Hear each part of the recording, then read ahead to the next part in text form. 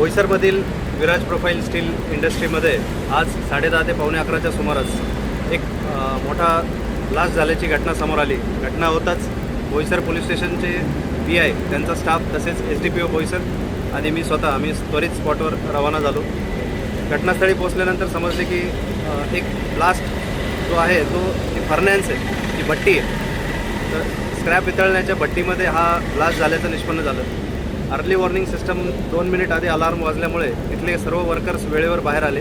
एक crane operator त्याला वेळेवर बाहेर येता आलं नाही, त्याला काही बर्न इंजुरीज आहे आणि त्याला स्टारलाइट हॉस्पिटल येथे त्याला उपचाराकामी आपण त्वरित दाखल करण्यात आलेलं आहे। अजूनही त्यामध्ये चौकशी सुरू आहे आणि डिशचे ऑफिसर येऊन पण त्यांची एन्क्वायरी करतील।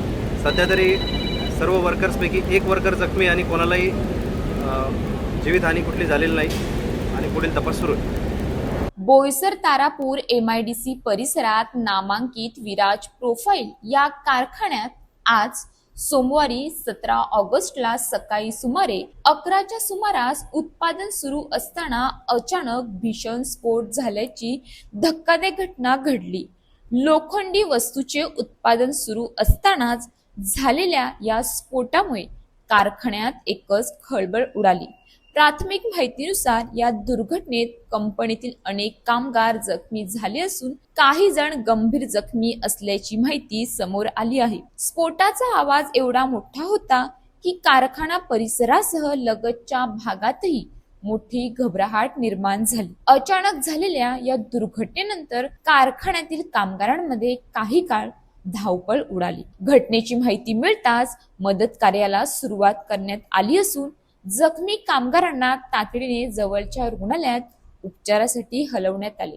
या स्फोटाचे नेमके कारण अद्याप स्पष्ट झाले नसून उत्पादन प्रक्रियेदरम्यान यंत्र सामुग्री किंवा इतर तांत्रिक कारणामुळे हा स्फोट झाला का याबाबत तपासानंतरच स्पष्टता येणार आहे। संबंधित यंत्रणा आणि प्रशासनाकडून घटनेची पाहणी करून स्फोटामागील नेमके कारण शोधणे गरजेचे आहे।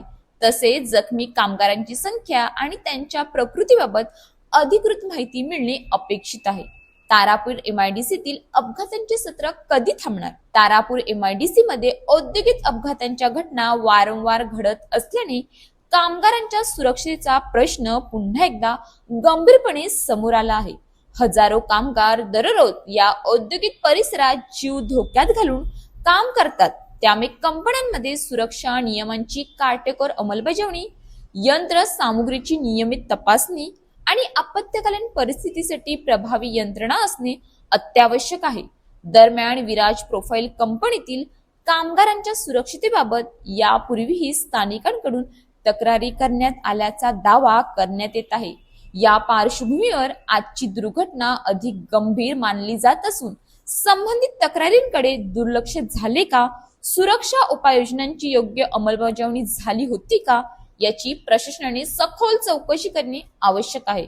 घटनेनंतर परिसरातील नागरिकांमध्येही चिंता वाढली असून औद्योगिक कंपन्यांमधील सुरक्षा व्यवस्थेचे तातडीने ऑडिट करण्याची मागणी होत आहे। केवळ दुर्घटना घडल्यानंतर मदत कार्य करण्याऐवजी दुर्घटना होऊ नये यासाठी प्रतिबंधात्मक उपाययोजनांना प्राधान्य देण्याची गरज आहे। अशाच ताज्या बातम्यांसाठी आमच्या न्यूज पोलीस रिपोर्टर चॅनलला लगेच सबस्क्राईब करा आणि बेल आयकॉन दाबायला विसरू नका।